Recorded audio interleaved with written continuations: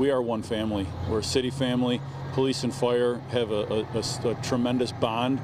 We rely on one another. We're going to do our best to make sure that he has a proper send-off, and we're going to do our best to make the family proud.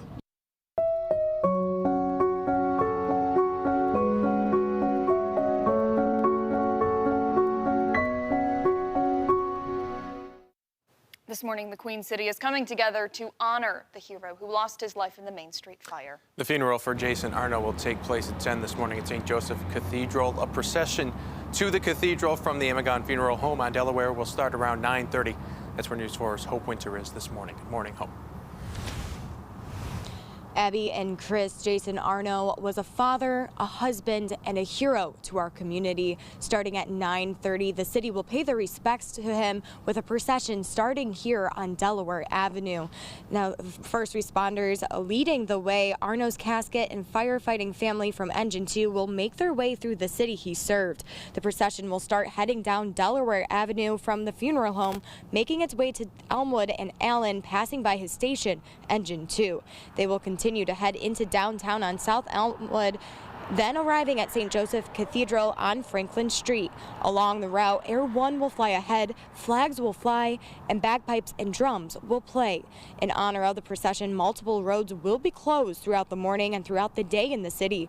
Many of those closures start now and go until 10 a.m. You can see the list on your screen. Allen between Delaware and Elmwood will be closed from 9 a.m. until 10 a.m. In addition, there will be rolling road closures and street closures as the procession makes its way from here at Amagon Funeral Home to St. Joseph Cathedral. Then, after the Mass, they'll go to Forest Lawn Cemetery where he will be laid to rest.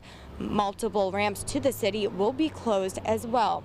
The city is expecting thousands of firefighters, both local and from out of town, to attend Arno's funeral. Officials are asking for members of the public who would like to pay their respects to the hero to line up on the sidewalks of the processional's path.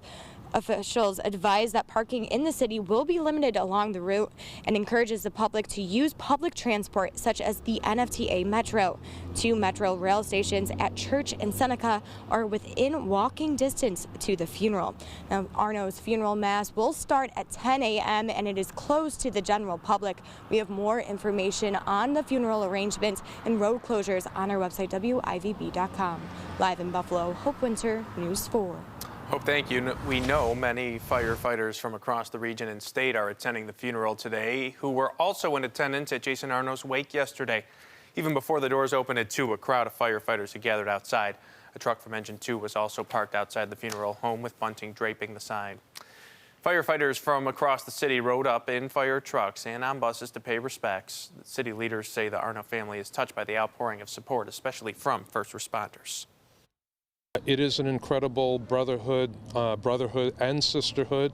The response has been overwhelming from firefighters here locally, across the country, and internationally as well. The family has indicated how comforted they have been from the support they've received.